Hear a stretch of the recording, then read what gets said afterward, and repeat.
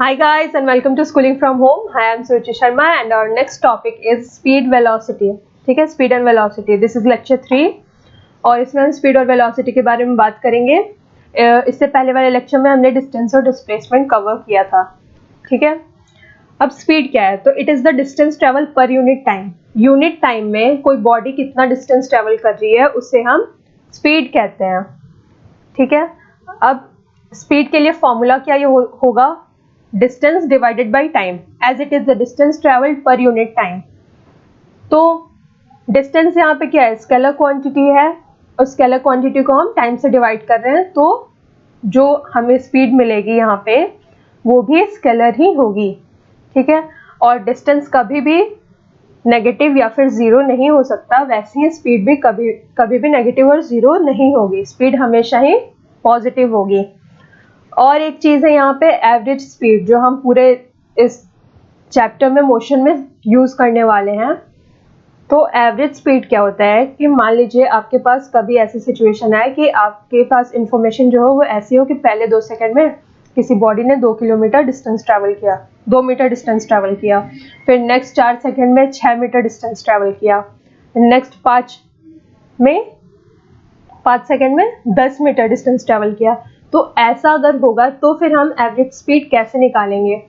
तो ऐसे केस में हम क्या करते हैं, टोटल डिस्टेंस ऐड कर लेते हैं और टोटल टाइम ऐड कर लेते हैं जितना इस मोशन में पूरा कवर हुआ है. ठीक है, और उसके बाद हम total distance divided by total time करते हैं तो हमें एवरेज स्पीड मिल जाती है.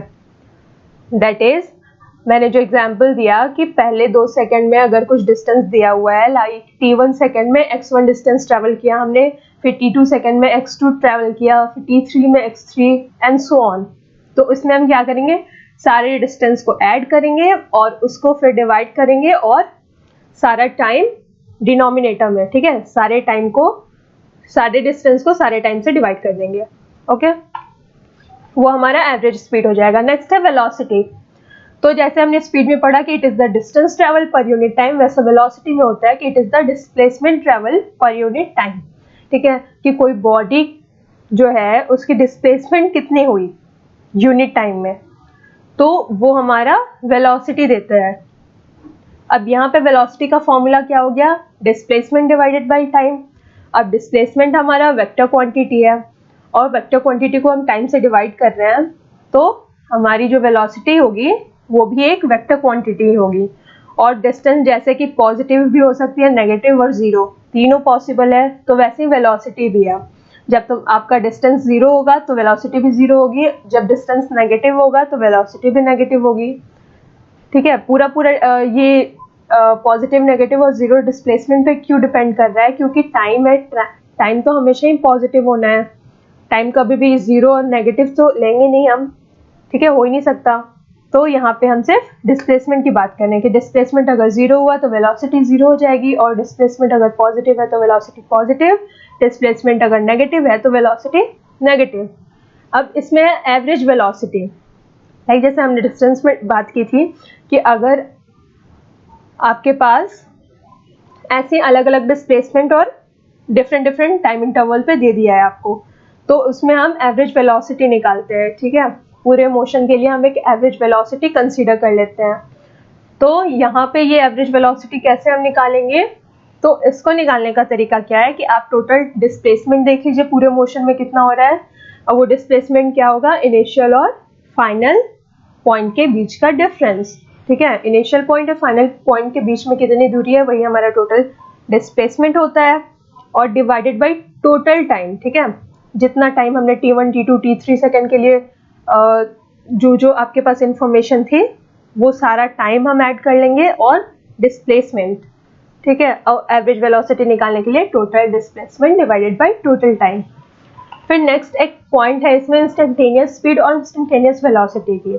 तो इंस्टेंटेनियस, इस वर्ड में इसमें ही एक वर्ड छिपा हुआ है, इंस्टेंट. ठीक, तो इंस्टेंटेनियस वेलोसिटी होता है कि अब जब कोई पार्टिकल मोशन में है तो हम किसी पर्टिकुलर इंस्टेंट पे अगर उसके स्पीड या वेलोसिटी की बात कर रहे हैं तो उसे हम इंस्टेंटेनियस स्पीड और इंस्टेंटेनियस वेलोसिटी कहते हैं. इसका क्या मतलब हुआ कि कोई बॉडी अगर मूव कर रही है, ठीक है, और हमने ऐसे अचानक से ऐसे बात कर ली कि अच्छा 5 सेकंड पे क्या स्पीड है उस बॉडी की या फिर क्या वेलोसिटी है, तो वो जो 5वें सेकंड पे हम बात कर रहे हैं ना, एक पर्टिकुलर इंस्टेंट पे बात कर रहे हैं, तो उसे हम क्या कहते हैं, इंस्टेंटेनियस स्पीड।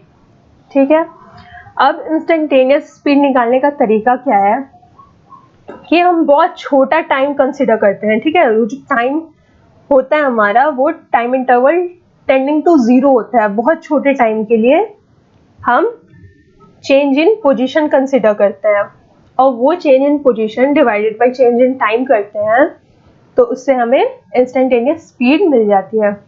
वैसे इंस्टेंटेनियस वेलोसिटी के लिए हम बहुत छोटे टाइम इंटरवल, ठीक है, टाइम इंटरवल टेंडिंग टू 0 के लिए डेल्टा टी, टेंडिंग टू 0 के लिए डेल्टा एक्स डिस्प्लेसमेंट निकालते हैं, और फिर डिस्प्लेसमेंट को उस टाइम से डेल्टा टी से डिवाइड करते हैं, तो हमें इंस्टेंटेनियस वेलोसिटी मिल जाती है।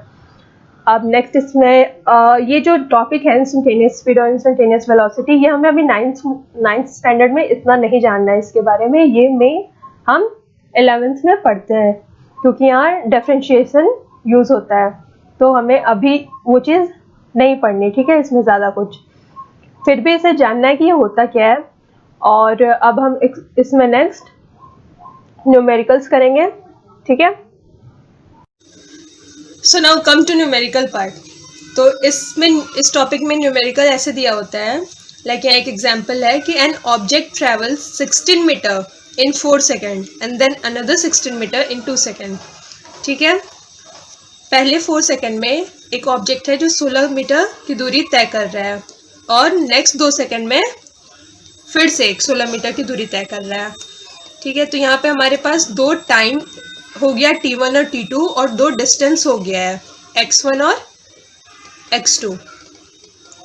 तो स्पीड का फॉर्मूला जैसे हमने अभी पढ़ा था, एवरेज स्पीड का फॉर्मूला, कि average speed equals to total distance travelled divided by total time होता है, टोटल टाइम। तो यहाँ टोटल डिस्टेंस क्या हो गया, x1 प्लस x2, और टोटल टाइम हो गया t1 प्लस t2। तो x1 क्या था, 16 मीटर, और x2 भी हो गया 16 metre, divided by t1 time क्या दिया हुआ था, 4 सेकेंड, और t2 2 सेकेंड। तो ये सॉल्व करने पे क्या होगा, 32 मीटर डिवाइडेड बाय 6 सेकेंड। इसको हम डिवाइड करेंगे तो क्या आएगा हमारे पास, 16 डिवाइडेड बाय 3 मीटर पर सेकेंड। ठीक है, मीटर पर सेकेंड जो है वो स्पीड की SI यूनिट है। काफ़ी क्वेश्चन में किलोमीटर पर आवर में भी क्वेश्चन दिया रहेगा, पर ये जो SI यूनिट है वो हमारा मीटर पर सेकेंड है। और अब इस क्वेश्चन में क्या दिया हुआ है कि a car travels 30 kilometre at a uniform speed of 40 kilometre per hour. अभी हमने बात की थी ना कि वहां पे मीटर पर सेकंड में हम डील कर रहे थे क्वेश्चन को, अब यहाँ पे किलोमीटर पर आवर में आ गया। तो क्या है कि 30 किलोमीटर, पहले 30 किलोमीटर पे ये 40 किलोमीटर पर आवर की स्पीड से चल रहा है। ठीक है, जो x1 हमारा है यहाँ पे, उसके लिए स्पीड जो है, हाँ तो स्पीड हमारा v से डिनोट करते हैं, सॉरी, हाँ तो v है 40 किलोमीटर पर आवर। उसके बाद नेक्स्ट 30 किलोमीटर के लिए ये जो कार है वो 20 किलोमीटर पर आवर की स्पीड से ट्रेवल कर रहा है। तो इस क्वेश्चन में हम क्या देख रहे हैं, अभी तक तो हमें एवरेज स्पीड निकालने के लिए total distance upon total time करना था, पर यहाँ तो टाइम दिया ही नहीं है कि हमारे मोशन के लिए x1 और x2 जो दो डिस्टेंस हम ट्रेवल कर रहे हैं उसके लिए टाइम कितना था। उसकी जगह इसने स्पीड दे रखी है, और हमें पूरे मोशन के लिए एक एवरेज स्पीड चाहिए। तो अब हम दो टाइम निकालेंगे, ठीक है, कि x1 डिस्टेंस ट्रेवल करने के लिए कितना टाइम लगा हमें और x2 के लिए कितना लगा। तो पहले हम निकालेंगे t1, तो t1 क्या हो जाएगा, x1 divided by v1।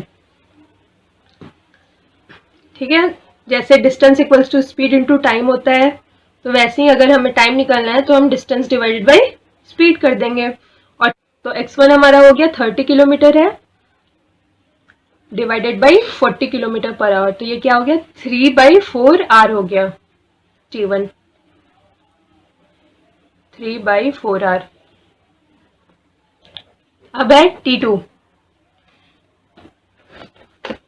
t2 equals to होगा x2 डिवाइडेड बाई v2, तो x2 क्या है 30 kilometre divided by 20 kilometre per hour, तो इससे हमारा t2 कितना निकल के आ रहा है 3/2 r।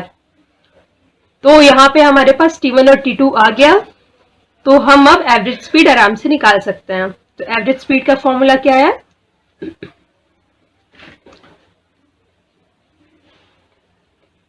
Total distance divided by total time.